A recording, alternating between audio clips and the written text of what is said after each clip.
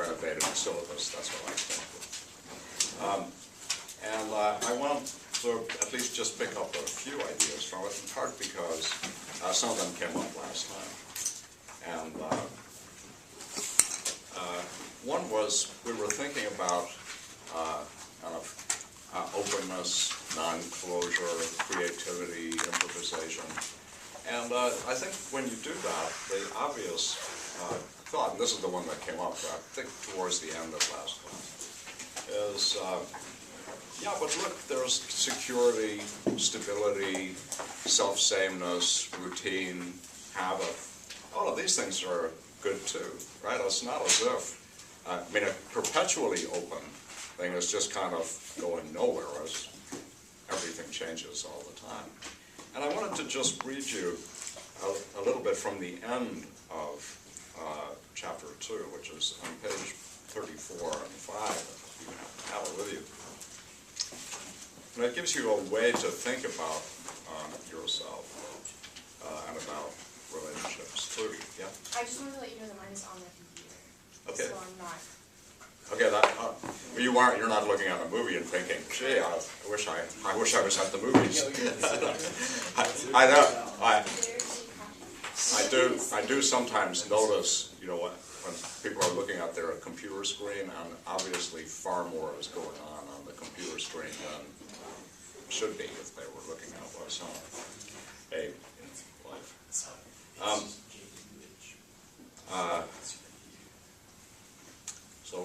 Let me just see where I want to start with this one. Yeah, so actually let me move back to page 33 and start at the last paragraph, the one that begins at the bottom of page 33. We sometimes say that part of why we love another person is that we love who we are with her. She makes us feel good about ourselves. This may be because she encourages us to play a role in which qualities we already love in ourselves are highlighted, and others we dislike are backgrounded. But it may also be because she finds value where we previously found only its opposite. She brings out something new in us for us to love. We need not immediately share her evaluation of it, but to the extent that we want to be loved by her, we have a strong incentive to do so. This, after all, is just the good version of a process that in its bad version is all too familiar, trying against the grain of ourselves to become what our lover wants. In losing ourselves in what we love, whether a person or an activity, we find in it a self we love. So even if there is much in us that we may never be able either to love or modify, in loving something else, we may become so absorbed as to forget or overlook what we cannot change. In the end, if we're lucky, the unloved qualities either atrophy or become perfecting flaws or simply disappear in the larger pattern that practice has made strong, if we're lucky. The individual, according to Alexander Herzen, posits himself as his own end. Society posits itself in the same way. These kinds of antinomies constitute the poles of everything alive. They are insoluble because, in effect, their resolution would be the indifference of death, the equilibrium of rest, whereas life exists only in movement. With the total victory of the individual or of society, history would end with predatory individuals or with a peacefully grazing herd. Inside the individual, too, there are equivalent antinomies. What ensures our psychological equilibrium, for example, by insulating us from threatening experiences, is the enemy of what promotes needed psychological change. It's better, therefore, not to fetishize the unity of the self, especially if this is conceived in overly rigid terms. The love that melts bad boundaries to produce desirable change must also help sustain good ones required for no less desirable equilibrium. A flexible self, able to handle change without losing equilibrium, will no doubt often find exits in what seem like no-exit situations, re-railing a life or love that seems derailed. But no self, however resourceful, can manage this task indefinitely. Reality is too complex and in too much flux for that. Wars break out, illnesses strike, lovers die, anxieties overpower defenses. The world that once helped make sense of our lives disappears. but then we don't last forever either. And so we don't need the resources that forever will require. Okay, so that's the set of thoughts that I want to kind of put into play. So sometimes when we think about, especially our anxieties, govern not just our emotional love lives, they govern our thoughts about ourselves too. So we're afraid of certain kinds of things. We don't even know quite why. But as a result, we build up strong defenses, and we think that would be intolerable. If that were to happen, it would be intolerable. We face these on multiple fronts, not just on one. So in one sense, we all know that stagnation, boredom, atrophying, going nowhere, that's bad. But at the same time, we know that catastrophic change, I mean, just think of illness or war breaking out, and suddenly all the rules are thrown into chaos. And our life patterns are disrupted, and none of the things that we were putting our efforts and energies into are there anymore. Oh, it's all gone. We recognize that both of these are bad things.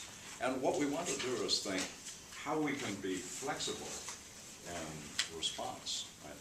So, sometimes what happens is we've got lots and lots of features, but our features are not spread out across a planar surface. They're foregrounded and backgrounded in different contexts. Right? So this is one of the experiences I'm sure you've all had. That you're one kind of person with one group of people and a slightly different kind of person with another. And maybe you're one of those people that doesn't really like to integrate all your friends together. You like these friends for that and those friends for this. You realize that if you try to put them together, you won't know what to do or who to be. So you think these features come forward and these features come forward and that. There's no flat you that goes across all the difference, rather that different features of you are highlighted in different contexts. Maybe in some you're very competitive and aggressive, and others you're very tender and understanding. It's hard to be both of those things. So the feeling, sort of sense I want you to have is that in a good relationship, right, often what happens is not that your flaws, right, disappear, but they're kind of backgrounded. They're not as operative in the relationship as they might be in a different one. And so, in a way, they just cease to be in play, right?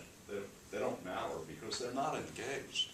In just the way that, as you might think of the Catholic notion of occasions of sin, right? So, you know that you will succumb to temptation if you put yourself in temptation's way. So you decide not to put yourself in temptation's way. What are you doing? Well, you're not erasing your weakness, but you're preventing it from operating. And in the same way, right, a relationship can operate like the avoidance of an occasion of sin. It can be one in which, right, your bad features just don't play that big a role, right? They're background. They don't come into play. They're there, but happily for you and for your partner, they're not operative parts of your relationship, so they don't matter. But of course, they can start to matter, and that's one of the vicissitudes of life, right? Maybe, for example, you start out in a relationship, there's plenty of money. And because there's plenty of money, aspects of you that respond very badly to uncertainty, financial uncertainty, just don't play a role. Then you lose your job. Right? Then suddenly those aspects of you come into play in the relationship. The relationship's not very good at dealing with them. Right? That's life. We never control everything, right? We're always just have limited levels of control. And the idea that we're capable of handling everything is just ridiculous. We're lucky if we're not overstrained by circumstances. Yeah. Yeah, they seem, so I'll go off what you said then. Is like there seems, regarding like the self and that kind of thing, Yeah. it seems like the two dominant positions that I'm familiar Yeah. with are either that someone is like the Christian one, where there's a fall, Yeah. and which is an alienation, and there's like a true self that one should get Yeah. back to. And your position that you just said kind of seems in between both of these. And then the Greek one, which is that there isn't a true, like the self is something that's produced, and there's like this kind of, you know, like the true place of being, like the thing which we should mold ourselves after. And we don't so much recover something that's lost, but produce something in the image of something. Yeah, so I think the Greek sort of thought one knows the true self is in there hiding. You just need to kind of scrape away all the accretions. Plato actually uses that very picture. So it's like we're like the god Glaucus. We've got all these barnacles and growth stuck on us as a result of being down here. And we need to kind of scrape them off. And there, what is in there? The rational part, looking sweet and nice. If what you're thinking is that, so to speak, there's a judgment, right? And so you think, at the end of all of this, I'll be judged. And that can encourage you to think of your whole life as far more unified than our lives typically are, right? So one of us, you can, to some extent, be reborn, so to speak. You can leave behind, and we do this regularly. We're not quite like snakes shuffling off our skins every year or so. But you know, when we leave middle school and go to high school, when we leave home and go to university, right? All of these are occasions to escape from a group of people who kind of hold us in a pattern, you know, parents or friends in school, who want us to think you're this person. But when we leave that behind, we think there's room for a lot of self-reinvention.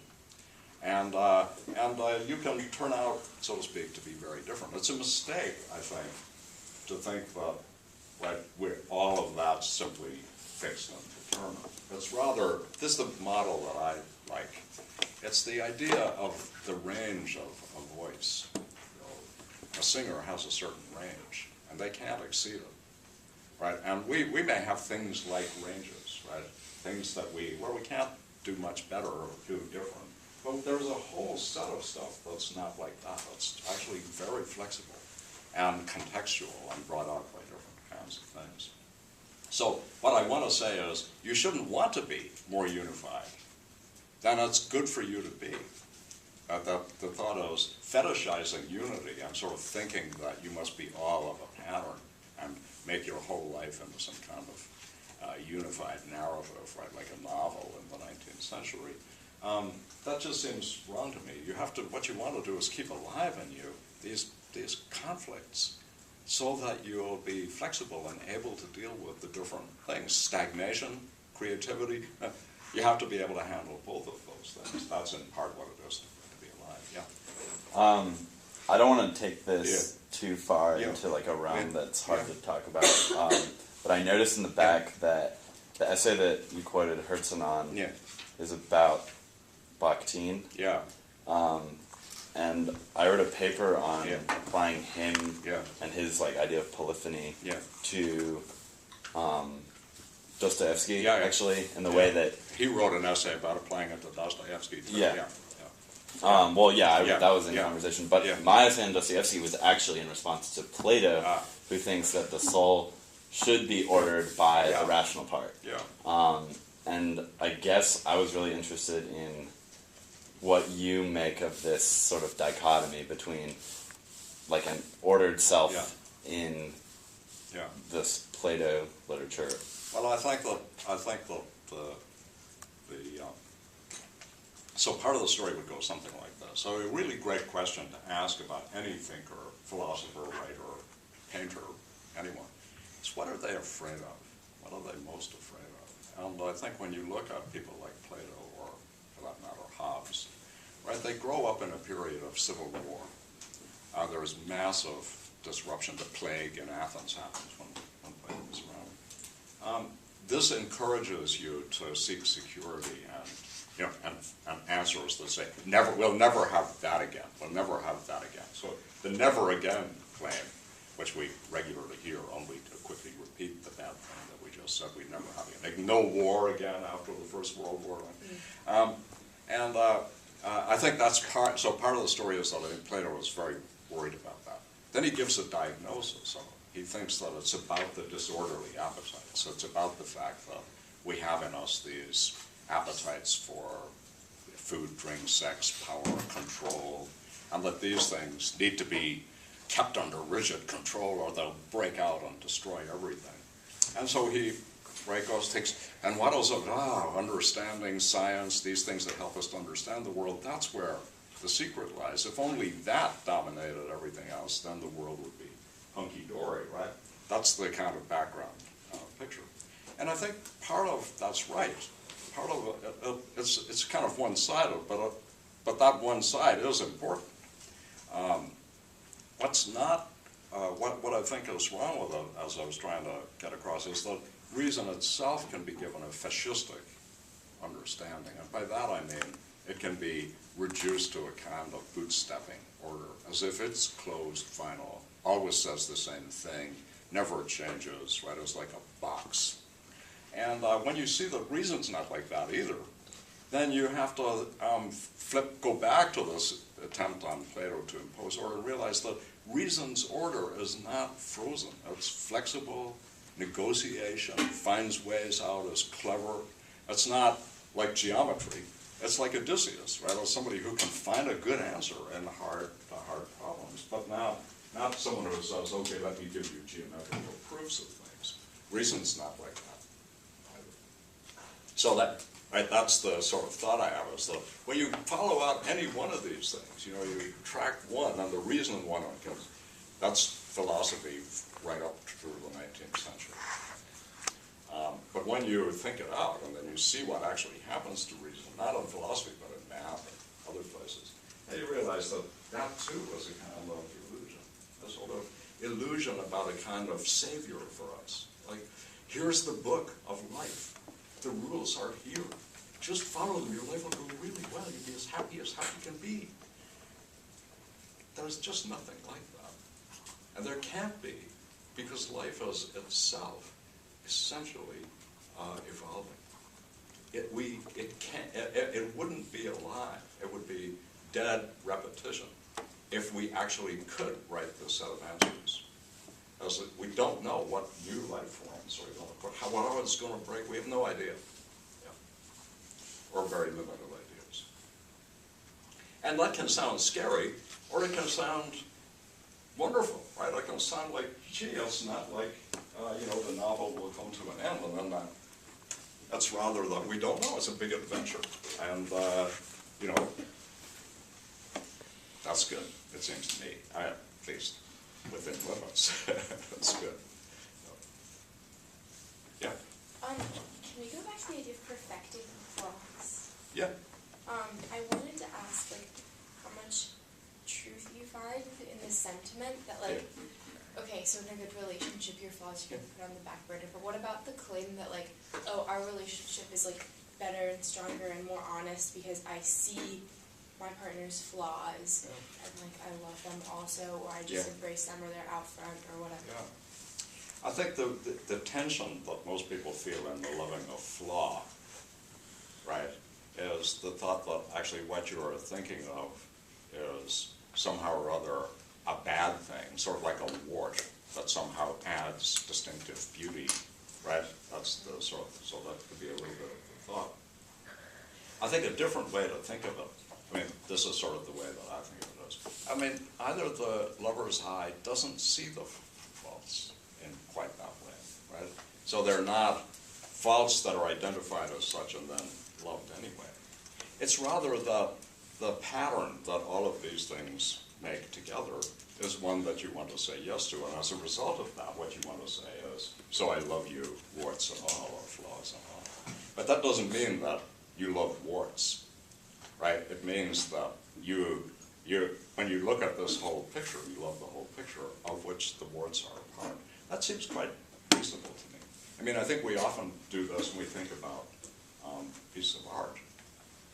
Is that part of what we like about them is a kind of disharmony or discord, or maybe even an ugly element in them that together with all the rest produces something that's worth paying attention to. Maybe that's not the answer you were thinking of. Is that sort of, yeah. I think the other one is the same thought as that sometimes this is what's true, that what is more generally a fault in this relationship is a virtue. So one of the ways we want to think, so consider this, for example. This is a very simple-minded example, just to bring out the point. So maybe one of the two people in the relationship is, just a little bit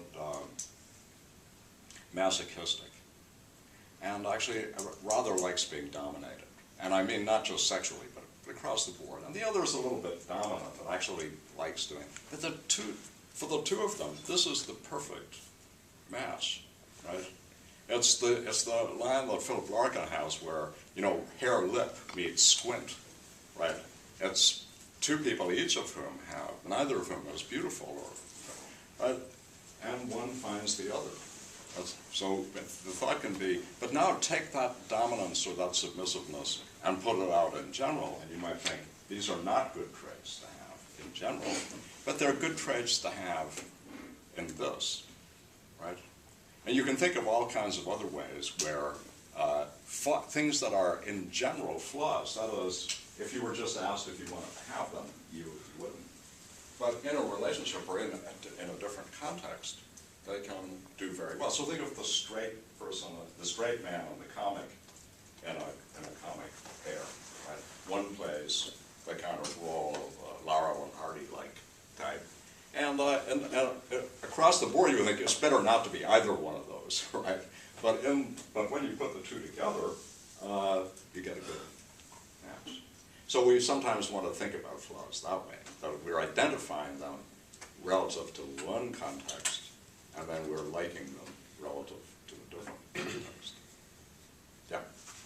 Could that even be thought as, like, this person has a flaw, and obviously you don't want the flaw in itself, Yeah. but you see how they try to deal with it or overcome it, and as a result, their flaw highlights some virtue that they have? I think that's another possibility, which is how the flaw plays out for them. So sometimes it's true that things we have to compensate for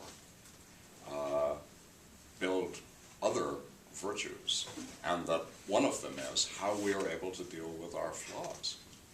Right?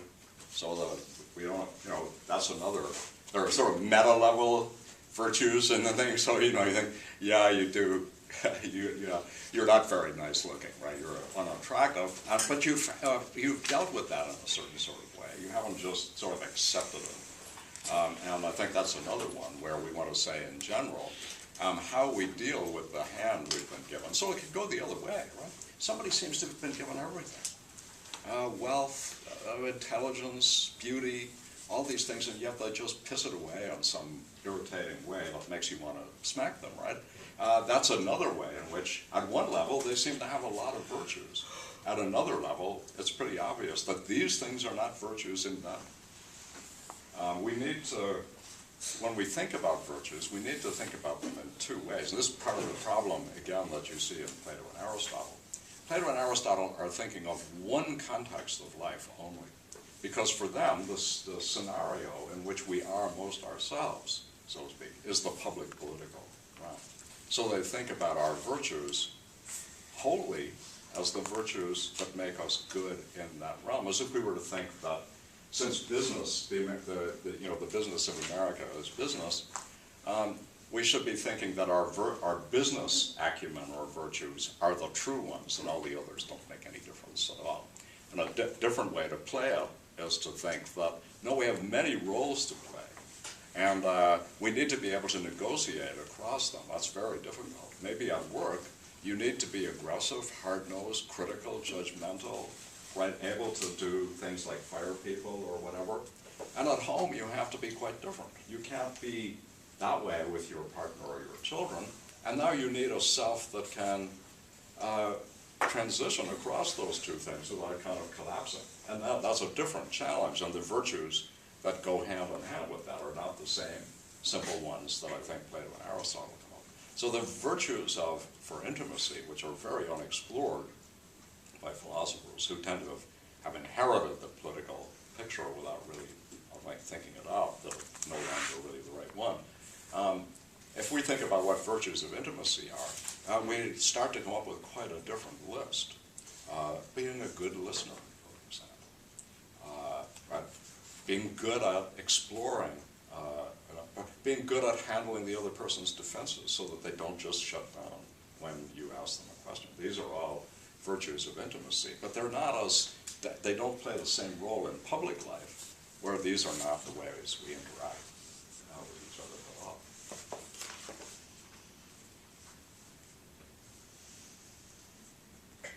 Can I put another idea on the table from the same picture? There's an idea that the chapter 2 starts with, Iris Murdoch's idea that love is about seeing somebody in a certain way justly, and she talks about ideas of distorting fantasies that prevent us from seeing other people the way they are, and love as what corrects that idea.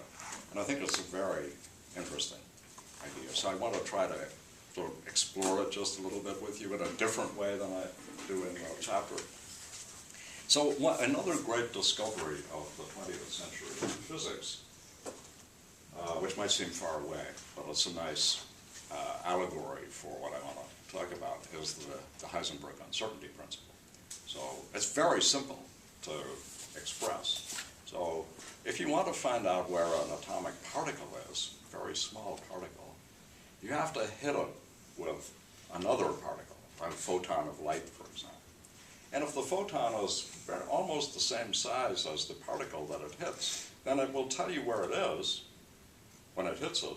But where is the other particle now, after it's been, well, it could be anywhere, right? Because you've just flicked it off, you've hit it with a, right? In a way, I'm going to say, seeing another person is subject to something like the Heisenberg uncertainty principle, too. Seeing is not a neutral activity. Seeing distorts or disturbs the very system that it looks into. So think about the sense that you have. So think of the great example that Sartre gives, which you all probably know about, right? You're looking at someone through a keyhole. You're looking through a keyhole. You're violating the privacy of someone by looking through a keyhole, and someone catches you doing it. The look, all that's happened is someone has seen you, right? But the being seen doing this has a huge effect on you, right? The difference between doing it without being seen and being seen doing it is just huge. The seeing, in that sense, quickly disturbs. That's a traumatic case, right, where being caught at it, so to speak, is very unhappy making. Now think this way. Think about the following, right? The ways in which, when somebody hits on you, for example, and you don't want it. So being hit on by somebody that you'd like to be hit on is one thing, but being hit on, being invited to intimacy with somebody that you don't want to disclose to is disturbing. It's not happy-making, right? You want to push it away. It even makes you a little bit angry, right? Leave me alone, right? That's the thought you have, right? And it's that little drama that I want to capture. So the way that Iris Murdoch portrays this drama is she thinks that the loving look, right, the loving look is one that, for the most part, you don't want to guard yourself against, because in a sense, it's a look that wants to see you the way you are. And it's in that sense, it's not like the judgmental look that catches you and judges you. It's rather the look that comes with understanding, affection, a very unexplored notion of affection and tenderness, which are very much part of love. It. You won't find, I think, a single philosophical paper on affection or tenderness, even though they seem to me to be very important parts of our lives. So you think that the tender look, right, is careful not to disturb the system that it looks into. Yeah. So, I don't know, I kind of wanted to go exactly on that with, so Murdoch says that love has the capacity to see is what the liberation of the soul from fantasy consists in. Yeah. Meaning that fantasy, the enemy of art, is the enemy of true imagination. Yeah. Love, an exercise of true imagination. Yeah. So, the thing that I'm confused about here is that fantasy seems to be something, I don't know whether fantasy is something that is voluntary or involuntary. So it seems like there's conflicting understandings of that. So do we? I think the way that Murdoch understands it is with the contrast with imagination, and that's not a simple contrast, but it's roughly something like this. So think of, here's the fantasy, the way that the fantasy looks at you, right? It sees you as an element and a subordinate element in the drama of which the fantasist is the dominant player. So think of it this way. I see, well, part of my looking at you, right, is that I see you as entering into a drama with me, but it's a drama in which you are already cast in a role by me, and the fantasy is the casting you in the role. So I'm not seeing you the way you are, right? I'm seeing you as a player in this, a filler of this role. And the thought is the fantasy comes in, not in a way that imagination would. Imagination would respond appropriately to you as you are, and have you play the role that is your role. It would imagine you as you are playing the role that you would choose to play. Fantasy is a power relation of a sort, or tries to make you fit a mold that is the mold of. And that goes hand in hand with the thought that for me, love already comes scripted, right? So here's the, for me, love is like this. You do what I say, and I like you for doing it. And if you don't, I punish you. And that's the way I love. So that's what happened. And when that's the sort of picture of that goes in hand with love, and then the other person is being controlled or shaped into it. Let me give an example, and then we'll backtrack. So think about what people often want to contrast pornography with erotica, the good kind of sexually explicit material. Or they want to try to get a handle on what they think pornography is and what's wrong with it. It's actually extremely difficult to say exactly. But here's a thought. So when you look at a pornographic image, right, or a pornographic film, what makes it pornographic is not the explicitness. It's not that sex is being portrayed, or you see genitals or whatever. That's often people just think that's what it is. I don't think that's it. I think that what's true is what you're watching is a dramatized fantasy of power. Right? How does it go? So a very simple version would be this. The thought would be, this is what women want to have you do to them. Right? That's the first thought. And moreover, they really like it and get off on it. And, right, but that's a false thought. Right? So if you think about the realism about female orgasm in pornographic films, you quickly realize that this is a fantasy, right? This is a male fantasy of female sexual responses, not reality. And the other one is that power can get you what you want in sex. If you're wealthy, right, you can buy that. You can buy Stormy Daniels, right? And you can have sex with her, and she'll like it, and it'll be good. That's the picture, right? And what's wrong with that is that that's a false or fantasy image of sexual satisfaction and love relations generally. It says, you can buy them, and that's not true. You can't. And you can't buy them for the reasons that we're exploring. Right? When somebody's been bought, they provide a service in return for a fee. It's got nothing to do with their feelings or any other sorts of things. And it's coercive in the sense that it treats the other person as a commodity and a source. It's got all those bad features to it. So now let's go back to the thing. So one is you can protect yourself against the eye. We don't want to be seen. And the other is that the eye that you want to protect against yourself, against, can be the eye of fantasy. Right? So there are two sides. I want to see you as you are. And part of my being able to do that is that my looking at you doesn't already cause you to hide. So if you don't want to be seen by me, you won't let yourself be seen. You hide. What? So there, notice the two sides, right? One is, why would you want to hide? Well, part of the thought is that you see that you are being cast in a certain kind of role by the other, a role you don't want to play. So it could be the role of sex partner or lover in the hitting on, right? What's disturbing, right? You don't want to play that role. You see that's what you're being cast in, right? You don't want that. So you refuse it. What the loving eye, right? The one, so imagine, this is hard to imagine because of the complexities involved in this, but imagine a sensitive person who's wants to go on a date with you, wants to have a start a friendship, maybe have sex with you, but also wants it only if you want it.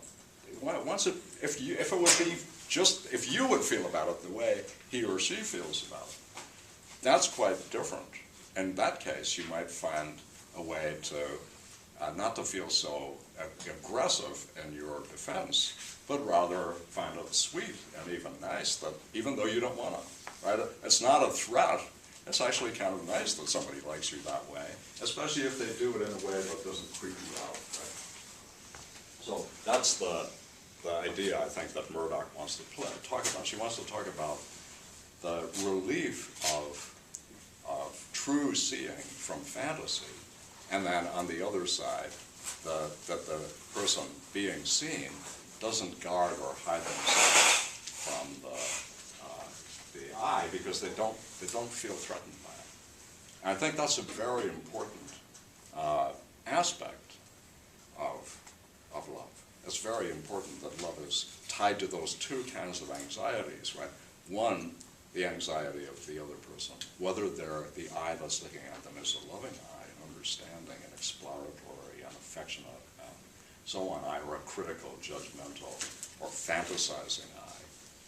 And then from the other, from the point of view of the viewer, it's the way you want to see the world if you want to see it justly and fairly. You want not to have the world. So think about a case like this, where it's somebody who can hire you or fire you, and you think how you are going to behave in the vision of this person as this kind of power over you, and how difficult it will be for you to reveal things that you think might result in you being fired. So it's just like the case where you worry about whether or not an invitation to have sex is one you can openly refuse, or will too much hang on it. Well, that can be true across the board for everything, right?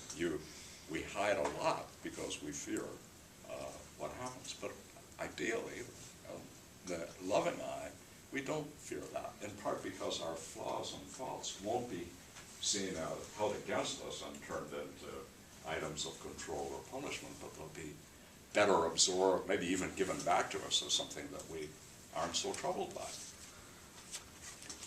As we might not be so troubled by, for example, the shape of our bodies, if we find that our lover thinks they're just the greatest thing ever. Right? There's a way in which your own insecurities can be overcome when you find someone who loves you for whom they're not negatives. Can that be used, the idea of seeing people as they are and that being love, can that be used to make sense of the commandment to love? And to love? That's an interesting idea, yeah. I think the worry, the one that, having said all that, right, there's a problem, right, and the problem is the one that then connects up to the commandments. So I think Murdoch talks as if, if we see someone lovingly, if we see them in a clear-eyed, non-fantasist sort of way, right, if we do all that, then we'll somehow or other love what we see. That the light that shows people as they truly are, that loving light, the one they don't defend themselves against, also reveals them as something attractive. It's not so obvious that that's true, is it? Are we all lovable? I think that it's a romantic or maybe a Christian idea, because we all have a little spark of the divine in us, or we reflect God to some degree. Are we really all lovable? Can't some of us just odious? And wouldn't the true light that shone on us just reveal how odious we are? You know, I mean, it's very hard to sort of just, pick, like Hitler. You think there was a light you could shine on him in which you would think, oh, little Adolf, he's so cute, or whatever. But right now, it seems very difficult that the just eye and the loving eye in that sense always an approving eye. Maybe that's really not an invitation to change for the better, maybe, but not an approving one. And that leads back to the commandments, right? Because I thought if there is that in all of us, then of course love would show it, it would reveal it. We'd see God reflected, so to speak, in each one of us. But if there is no God being reflected, if what's being reflected is a demon, then that's less easy to see how this would result in a kind of loving everybody. Right? Yeah. That's the sort of worry. And Murdoch does, I think, how would I put it? She massively underestimates the Freudian sort of worry, which is, love's expensive. I mean, it takes time. You don't just sort of go around like this, seeing everybody and the God reflected in it because now you've opened your eyes. To see how God is reflected, even to see how God is reflected in this person differently than in that one, can take years of cautious and careful exploration. It may take you a lifetime to see another person. Well, not. And it can take you a lifetime to understand a book or understand a film or a painting. Why should it be easy? And if it's not easy, then there's going to be a distribution problem. You're not going to be able to see everybody that way. And then the commandment starts to look much too demanding, right? How am I going to love my neighbor even if I've got 10 neighbors? That's too many for me to get to know, so I'm not going to be able to do it. So those are two, the two sort of sides, right? They kind of fit together into a picture of, in part, that seeing is not a neutral process. It too is a kind of drama of disclosure, of caution, of courageous leaps forward, of doing something. I'm sure some partner might say to you, right, I know this might be the end of our relationship, but I really think you need to see a psychotherapist. There's something, right, there's something, I see that I see that you're troubled, there's something troubling you. And maybe if you seek to undo that trouble, you won't want to be with me anymore. But because I love you and care about you, I think you need to do this. Maybe even you'll find my suggestion an affront, right? But that's what I think. I have to make an intervention. And that intervention may result in, that may be too much. Same if it's drug addiction or alcoholism or anything else. Right, or worst case is where you suspect that your partner is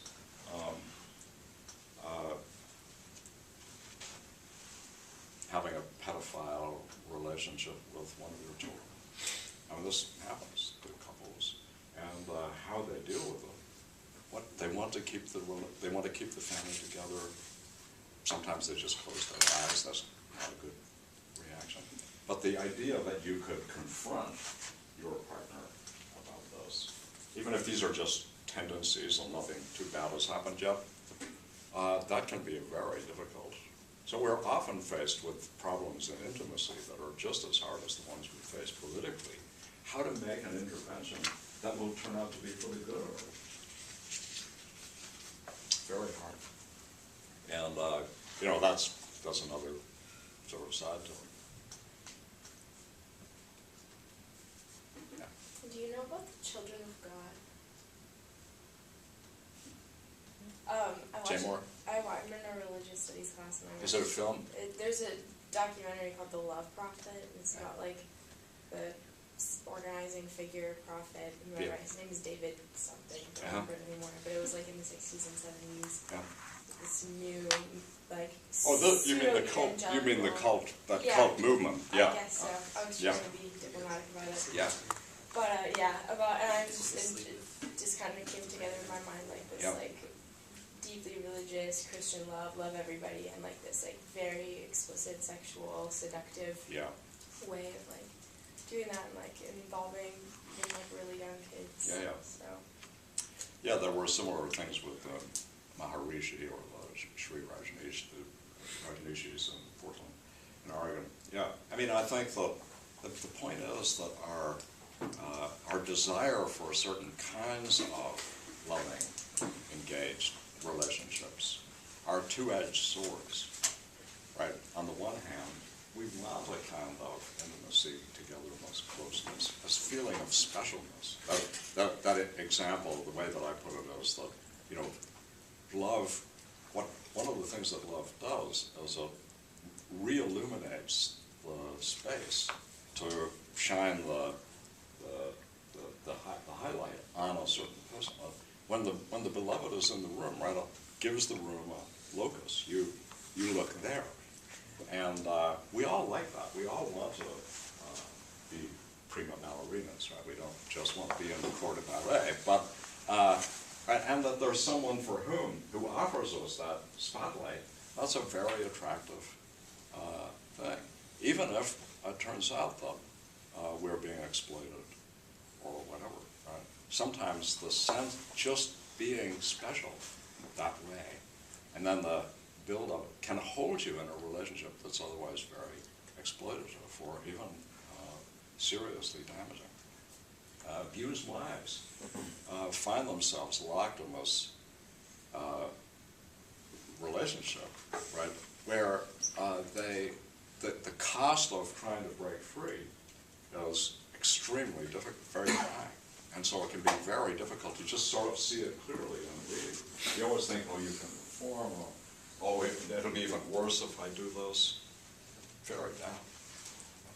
So there's something that we want very much, but it can lead us to pay a very high price for it. That's quite different from the role that charismatic religious leaders and political leaders play. It's one of the most misunderstood. We still don't have a good handle on it. I mean, how did Hitler rise to power? And it's the Germans were very well educated from the whole, and yet this really sort of charlatan, or this was somebody who really had very little going for him in lots of ways, right? Managed to become a world historical figure and lead them into terribly destructive war and killed millions and millions of people. How did they all go along with it? So crowds and power, that's one of, we suffer from it ourselves, right? Lots of people look for a kind of daddy figure who will solve all their problems, right? And we are still captured. We still can succumb to it, even if we fully understand it. But we can still find ourselves pulled into these fantasies that probably start in us from childhood, but are very powerful fantasies. Yeah. So that's another aspect. Our love lives are not, in that way, sort of simple. They can be very, very demanding. Yeah. I feel like in danger of getting a little Kantian in the cyclicality of what I'm about to say, but there seems to like be a tension in my mind about like how maybe relationships like fundamentally are always exploitative, or like you're always based on like using another person for your own good. And I mean, obviously, like in a marriage where the wife is abused, like that's more obvious. Yeah.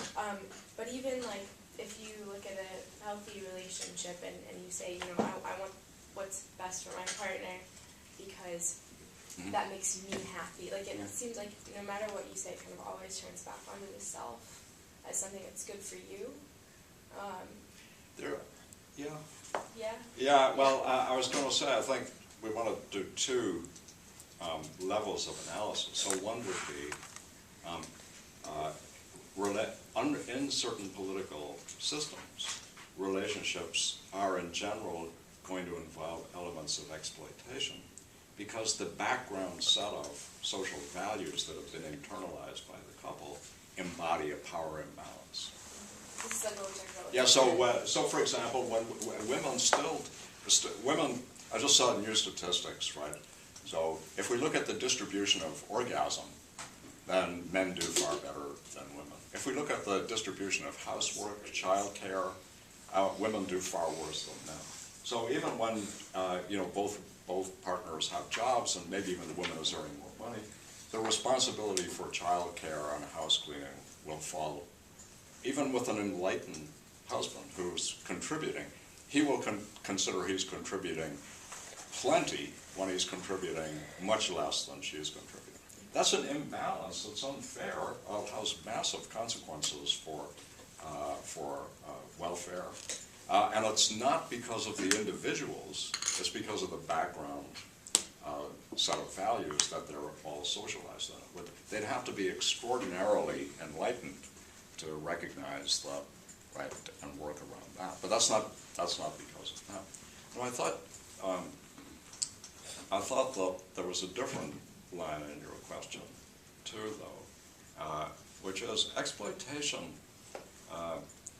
One of the ways, suppose you're an egoist, and I suppose you think that everything that you do that doesn't have direct benefit to you is exploitation. Why? Well, because the best story about yourself is an egoistic story. It's one that's self-interest is the way to go. Are you with me? Yeah. Okay. So now, how do we understand self-interest? Now becomes the real problem. So the best way, I think, to understand self-interest is something like this. You should have in your motivational set, right, the things that, by having them there, will contribute to the best overall, happiest life for you. That's what true self-interest is. But some of those things will be entirely altruistic. It's in your best interest as a person to be able to love others and to be loved by them. That's one of the great goods. That involves you being motivated by the good of other person directly. But notice that higher order egoism, right, that actually says that's the way you should be if you want to be happy. It's not therefore you're not being exploited in general when you act for the good of another person, just directly without any thought about what the immediate benefit will be for you. That seems like very much to go along with the Nicomachean Ethics, Yeah. like the contemplative and virtuous friends on ourselves. Yeah, I think that's roughly speaking right. I think the thought that is not, should I sacrifice myself, right? The point is, should I have motives that are directly for the good of other people? Is that good for me to have such motives? If the answer is yes, then you should have those motives, and you're in fact being a good egoist, but not at the ground level, but one level further up. If it's not, if it's really true that being motivated altruistically, just doing something for the sake of another person, for their own sake, is really not going to contribute to your happiness, then you shouldn't have that. It is exploitation to have it. So sometimes we just get to, I don't know if that was clear enough, but that's actually one of the basic bits of insight about what egoism is. It's not a first-order doctrine. It's a bit paradoxical, yeah. I don't think so. I think because the way to think about egoism, right, is this. You want to be motivated to get things that are good for you. What is good for you? Well, one of the things that's good for you is to have friends, for example. And having friends seems to require, right, that you be motivated directly by the welfare concerns of your friends. Anyone who tried to be friends and be selfish, as we would say, is going to have a hard time on it. Well, as soon as your friend realizes that's all one-sided, that you never do anything for them, that you expect to have lots done for you, that friendship is pretty fragile, right? We like it for other people, and we see it, and we're very good at detecting it. So that's what I don't think in general, relationships that involve doing good for the other's own sake are exploitative. But notice that, right, we can form a already exploitative conception of what our good is. So when women are told that, as they used to be far more even than they are today, but that you won't really be happy as a woman unless you have children and you marry and you have a family, that could turn out to be wrong, right? Right for some women, wrong for others. A little experiment is going on in Sweden. I wonder what the results of it will be, but little girls are being taught to shout no, right, and to be far more right up front, and boys are being taught to be gentler and quieter. So the idea is not to turn boys into girls or girls into boys, but the idea is to try to undo social stereotypes by encouraging behaviors that violate them. So, don't be afraid to be aggressive. Don't be afraid to say no. Don't think that you won't be a happy girl unless you say yes to things. But what I think they're recognizing is the injustice of a certain way of forming your psyche, that you form it in such a way that if you act on that motivational set that you've societally formed, you're not going to do well in life. You're going to be unhappy. So that there are a whole, when we do the analysis, we have to look at a whole set of levels. When feminists think that romantic love is a form of the exploitation of women, what they have in mind is that the typical romance, the typical love story, is one that if a woman tries to live it out, she will end up being exploited on all series of economically, sexually, and all sorts of other things. Yeah. Yeah, I think, like, to respond to Ms. What's your first name? Lily? Lily. Yeah. I give an explanation for that. Yeah. Okay. It's like this goes deeper than just a question of the form of relationship. It also goes to the question of essence. I think I had brought up in a past class, like Foucault. Wait, you go a little slower. Sorry. Yeah. I think I had brought up in a past class, like Foucault's example of like a village girl being paid to masturbate, like some kind of vagabond or something. And then he says, like, quite literally, like, you can't understand this as a traumatic relation because, like, the relation supposedly sexual hasn't been signed as something sexual, and doesn't produce, like, the kind of discursive trauma that would be associated between, like, these actions which don't have any substance before they've been given, like, their essential meaning by society. So if you want to talk about this kind of religious agape love, I think it has to be something that stands apart from our current understanding of the love relation, because what it requires both from us as kind of individual subjects and also from, like, the concept of our relation is something that's incompatible with the current understanding of a love relation. So you would need a fundamental change in all the terms in a love relation in order to conceive of this kind of, like, transparent universal love, and this isn't something that's possible given the current arrangement of the terms of love. I think it can, so if I followed all that, I think it might be something like this. So when we want to think about love, we can think about it from two kinds of perspectives. One would be, suppose that we formed our motivational sets, the things, the things we want or the things that drove us, in ideal circumstances for forming them, so there's no power imbalance and exploitation. What would love look like then? And love is an ideal of relationship between these individuals. So this would be, right, if love were good for us, right, and we were as good as we could be, what would it look like? And that's sort of, I think, what you were thinking about of ideal agapic love, or at least that might be one way to think of it. And then the other is that there are love as we understand it, love as we go in for the business of doing it, love as being what we want when we're already socialized. And that can be, the latter may or may not be a good thing, right?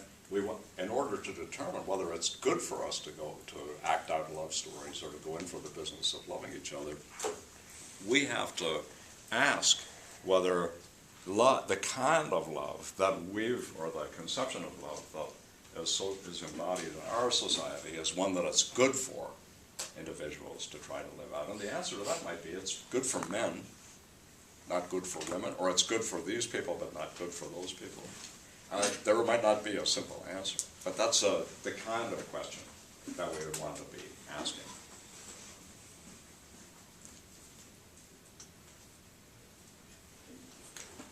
I want to try to pursue this understanding of egoism as, in some ways, virtuous down this path that Murdoch takes, just because I think that the worry in this is always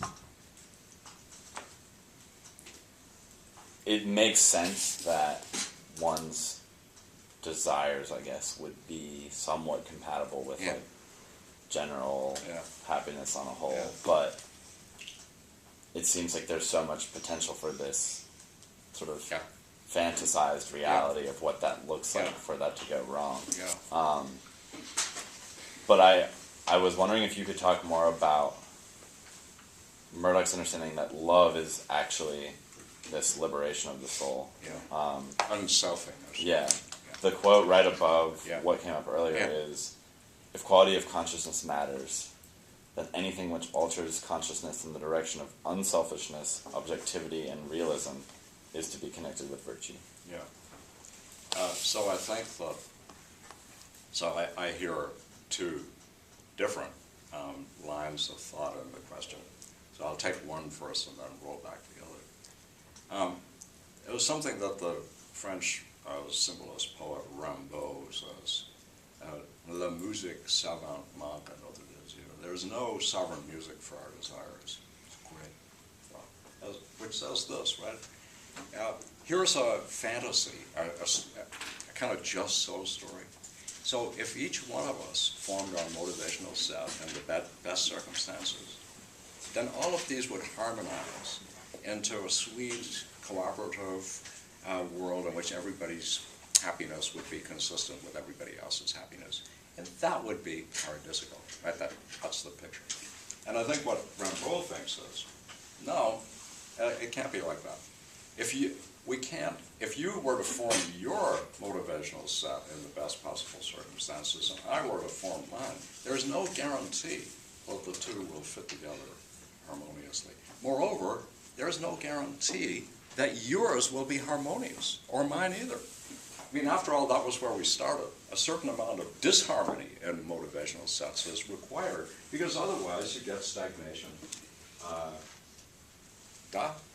Right? So there's a way in which I think another sort of problem with Murdoch is that she has lurking in the background a kind of picture of the overall best state of the world as what would be achieved in the Christian heaven, where everybody gets what they want. Well, the evil is all pushed out, right? That's all down in hell.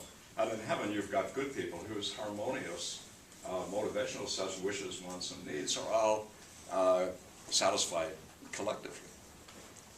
If you don't think that would be paradise for the reasons that we were giving last hour, it's just frozen and nothing changes and it's always the self-same, then you won't buy that picture at all.